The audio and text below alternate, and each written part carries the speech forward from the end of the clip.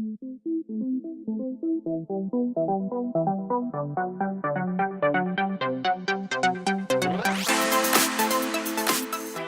have Brian Handy from USC, Marie Kyle from USC, and Allison COMRIE from USC. And they are all MFA candidates in the Interactive Media and Game Design School at USC. Next, we have Sam WICKERT and SHROCK from Chapman University's Dodge College of Film and Media Arts. Sam is a sophomore digital arts major. He's a founder and president of the very active and strong Student VR Club. SHROCK is a creative producing major at Dodge College, also a sophomore, and co-founder of the VR Club and vice president of the VR Club. So let's get started with the USC presentation. Slides.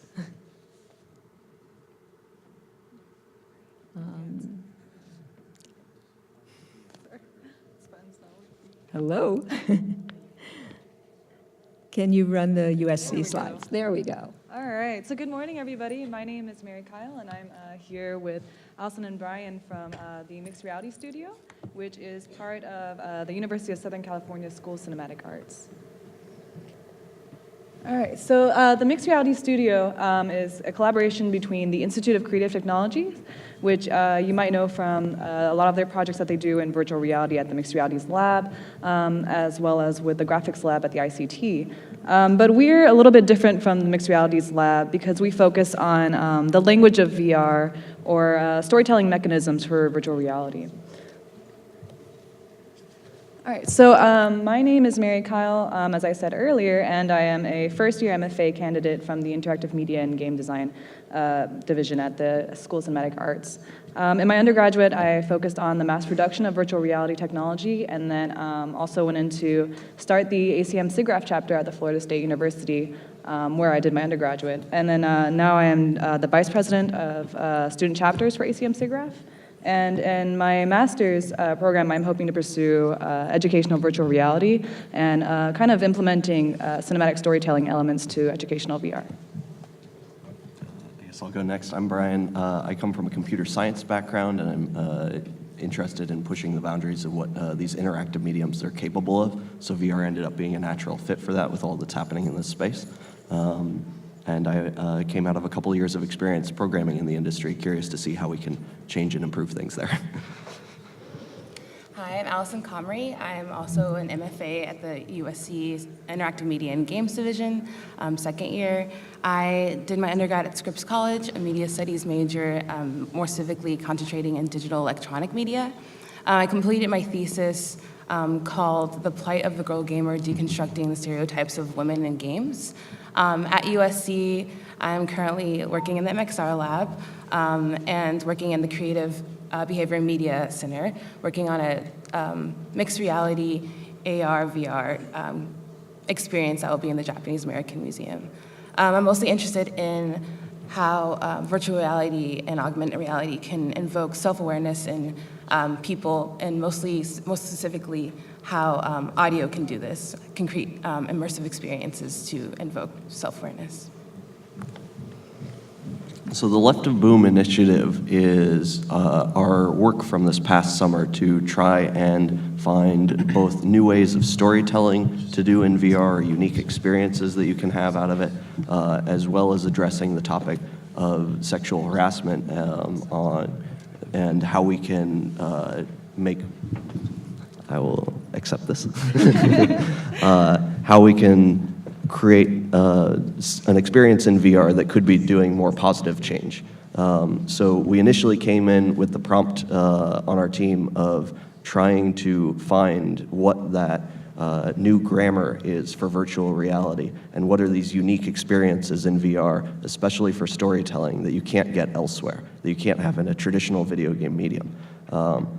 One of the students on our team then had a very strong feeling towards trying to make it for a more positive change and impact, and the rest of us kind of followed suit on that. So we ended up bringing in various people that had backgrounds in training for or addressing topics on college campuses with sexual harassment, and had a couple sessions where we ended up learning, okay, these are the highest priorities, this is where our resources could actually be the most helpful right now, and that led to kind of the 3 topics that we ended up on.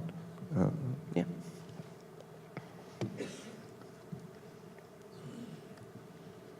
All right, so our team basically consists of students from across all the departments at the university. So we have 2 students from the electrical engineering department, 3 from computer science, 1 who is an undergrad, and 4 from the interactive media and games, including ourselves. And our executive director is Todd Richmond, our creative director is David Nelson, and our technical director is Reese Yahata. And all of our directors kind of helped us to make sure our ideas were focused and we didn't go off topic, and then stay towards making sure that we were using mechanisms that were kind of exclusive for virtual reality, and we weren't using things that you could use in a video game or a movie. So I guess I should specify that the 3 projects we ended up doing were to address the 3 different roles that people most commonly play in a situation of sexual harassment. So that was the aggressor, the bystander, and the subject of the attack. So we split up our projects according to those 3 roles so that we had 1 project for each audience, since we were trying to address and educate each of these groups on how to better prevent these situations from happening. So the project bystander one was aimed at getting people who are currently passive bystanders. I think it was 3/4 of all people who witnessed sexual assault say that they did nothing or witnessed something that were the signs leading up to sexual assault. So we wanted to get those people to be better trained in how to stand up and stop people using their voice and their actions. So we actually created a virtual reality experience where, tracking the controllers and using the microphone on the Vive headset, you were able to physically block someone from pursuing a subject that seems to be indicating that something has happened. But we wanted to make it about what is unique in VR. We wanted to make it about knowing what you could have done and should do in the future instead of what most people have done in the past. So the core mechanic that we have that you can't really have the same kind of experience or relation to outside of VR is a time travel mechanic. So you can see on our slide that we have kind of a VHS rewind effect going on here. But we have the player in an experience where they initially don't know what's going on and then realize that an attack may have occurred, and are given the power through a remote to rewind and bring back the events.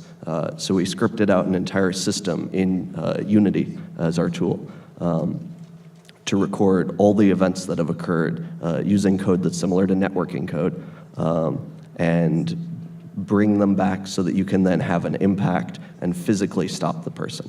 And one of the most powerful effects out of this is just that physical, personal space that you have with the perpetrator as you must physically block them, or the trade-off of raising your voice to stop them and having everyone else at the party turn their heads and look at you.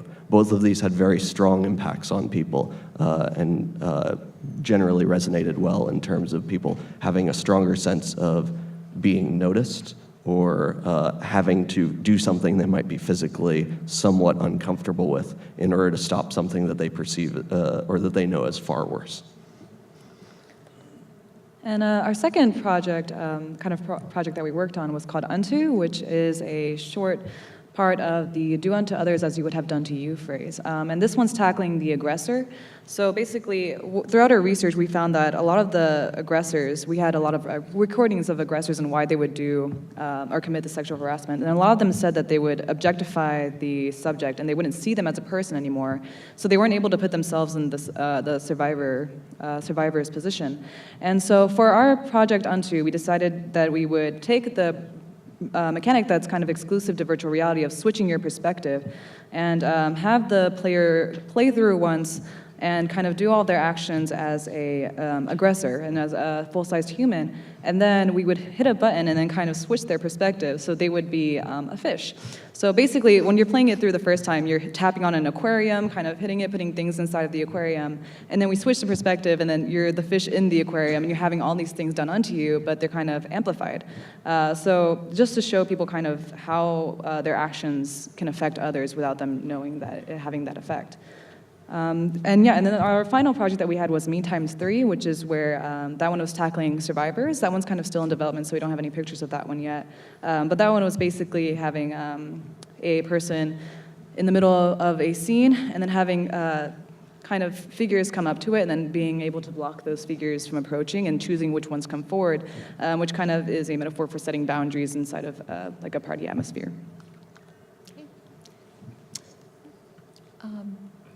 Okay, so I'll go through this really fast. But our production plan can basically be split up into 3 sections: research, prototyping, and content creation. In the beginning, like Brian mentioned, we talked to various Title IX representatives and other advocacy nonprofit organizations to figure out what are actually the problems, what are the main problems in sexual assault, and how can we best impact people. And from that, we decided that having a project on the bystander, aggressor, and survivor would be the most impactful. Taking that research, we moved into the prototyping phase, where we implemented various different unique VR experiences, such as time travel, switching perspectives, transitions in VR that don't make you sick, and then applied that to our research and then moved into the content creation, where basically Mari and Brian already summarized that. Okay, So, I yeah. think in the remaining time, we will move on to the Chapman presentation. Thank you very much. That was very inspiring. And you're doing a lot of great projects there, and you're very articulate about them. Thank you. So can we move to the Chapman, are we starting with The slide. with the slide, with the first Chapman slide, please? Oh, great. Okay. Hello, everybody. My name is Sam WICKERT. I'm SHROCK. And we are here part of Chapman University, and we're going to be talking a little bit about some of the great things the film school is doing over in virtual reality space. And we're going to start off with a quick render of one of our first projects in virtual reality. This was a project I created for one of my YouTube platforms for a class at Chapman University. And since then, we have made amazing strides in virtual reality. So we just want to go ahead and show this and then talk about the work that all the great students are doing at Chapman. Could we play the video? So that was just a fun little project. As you can see, we did forceful pans, so you could see we didn't have to manipulate it on screen.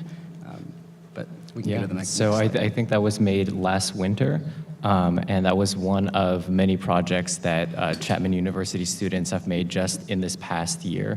Here are a couple of our other titles. Some are 360 videos, some are video games, and it's been pretty exciting.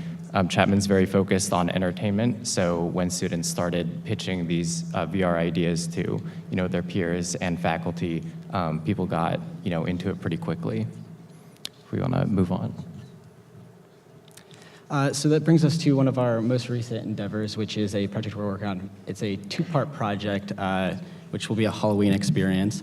It's called The Harvest, and as you can see, it's a virtual reality film as well as a experience that we'll be doing in Unreal Engine.